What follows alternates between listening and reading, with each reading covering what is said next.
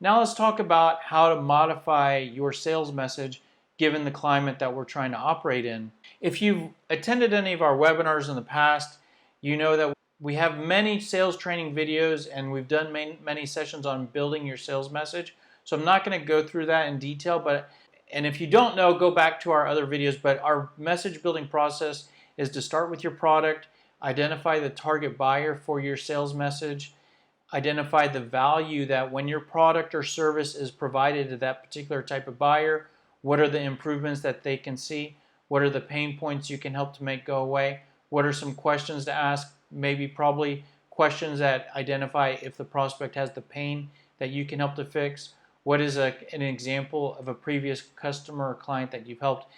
Going through those steps is the process that we take you through, or that we provide to you, that you can use to build your sales message.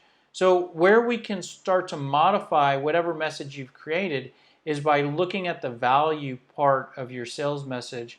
And so just a very light example of some value points, it might be, we help businesses to decrease costs, improve profitability, increase sales. Of course, that's very generic. So if I was creating a sales message for you, even if you do those three benefits, I would fluff that up a bit, like decrease costs through just-in-time inventory, or whatever more details you can add to that, kind of to fluff it up. So I wouldn't use that, but for demo purposes, I'm just keeping those points really short and simple. If you had some sort of structure of a value points or value proposition like that, what you could do is, if your benefits help a business, maybe in the area of business improvements like improving costs, improving profitability, improving sales, whatnot, then what you could do is you could associate those benefits with helping that business with their approach to dealing with.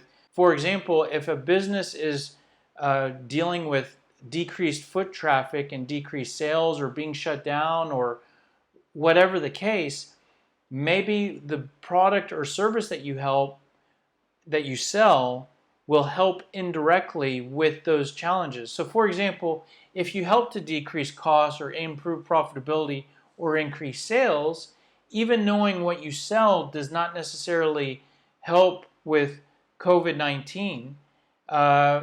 You could make a connection there and modify your value proposition to say, we help businesses to minimize the impacts of the virus by decreasing costs, improving profitability, increasing sales. So just a minor modification there that associates your value with the challenges that are the biggest priority for them at this particular moment. We could do that same sort of modification to your sales message if you've brainstormed some pain points that you help with. So if you help businesses to, if you help to resolve the pain points for businesses, that it's difficult to decrease costs, profitability is not what it needs to be, sales growth is not where it needs to be, stuff like that. And again, this is just a rough example, but what you could do is you could modify those in the same exact way to say, a lot of businesses we work with have concerns about the virus making it difficult to decrease costs, decreasing the level of profitability, and preventing sales growth.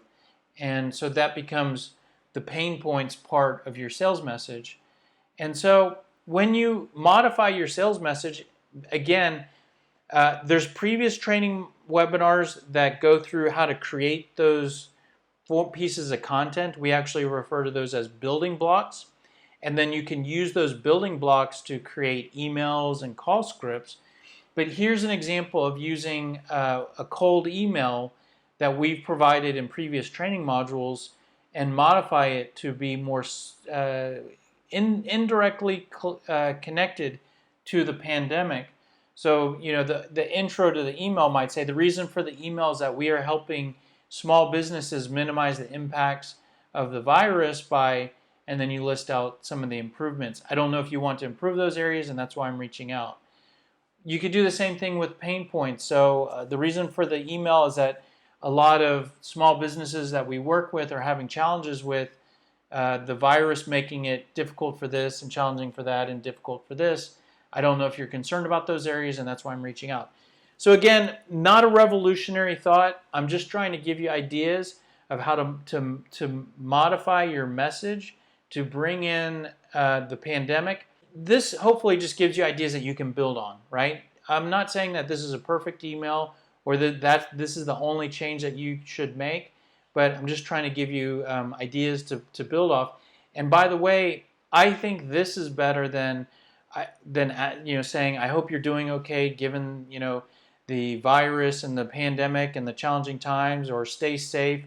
I think telling them how you can help them to get through the virus is more impactful than you showing your sympathy or your empathy, or that you care and that you're telling them to stay safe. I think when that comes from salespeople, and especially when you see it in emails all day, and then that also makes your emails longer in terms of word count, I would lean away from that and try to talk about the virus in this way. That's just a couple ways that you can modify your cold email messages. Here's how you can modify your call script. So on the left side here are the different building blocks that we put together to create a cold call script. There's a different training module that goes through building this cold call script and how to use this and bounce from one section to another. I'm just skipping ahead to the second step of the cold call, which is stating the purpose of the call.